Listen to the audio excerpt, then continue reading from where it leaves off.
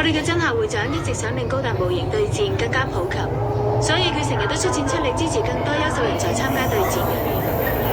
就算你真係接受咗我哋嘅贊助，我哋亦都唔會要求你有任何回報俾我哋嘅，因為我哋都唔想增加你嘅麻煩㗎嘛。唔需要任何回報，即係有其他理由令佢哋走嚟拉攏我啦。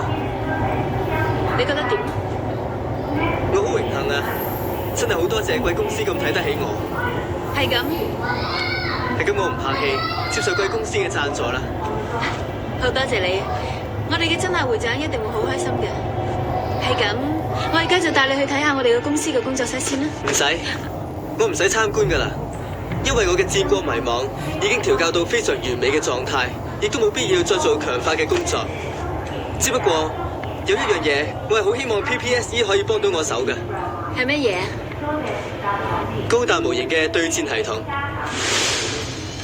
帕拉夫斯基粒子生產裝置嘅製造工場，唔知可唔可以俾我去嗰度參觀下呢？你想入去工場度參觀啊？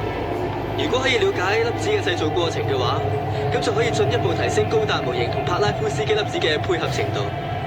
呢個係唯一可以提升我部戰國迷惘性能嘅方法。原來係咁，佢肯接受我哋嘅贊助，原來係為咗呢樣嘢。好啦，答我。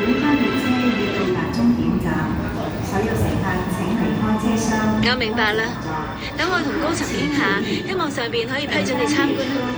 真係唔該晒你啊！